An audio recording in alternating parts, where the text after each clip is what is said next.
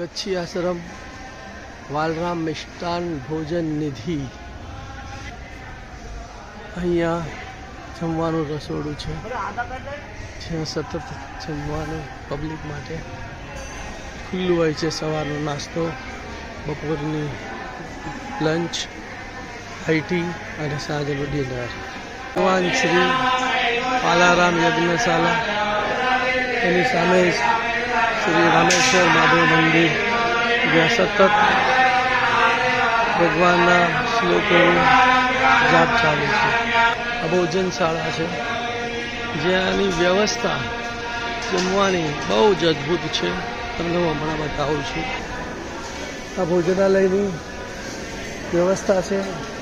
અહીંથી ને તમારે થાળી અને વાડકો અને ગ્લાસ, તેથી તમારે ચમચી લેવાની છે સ્વેચ્છાએ.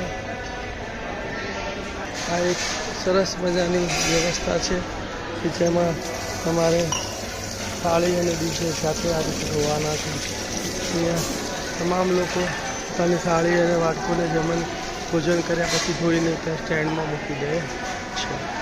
ભોજન જાતે લેવાનું છે. અને આ ભોજનશાળામાં લોકો અહીંયા નીચે બેસીને, જેઓ નીચે ના બેસી શકે એ લોકો માટે ખુરશી અને ટેબલની પણ વ્યવસ્થા રાખવામાં આવેલી છે. ફરતે ખુરશી અને ટેબલની વ્યવસ્થા છે. તો અદ્ભુત છે.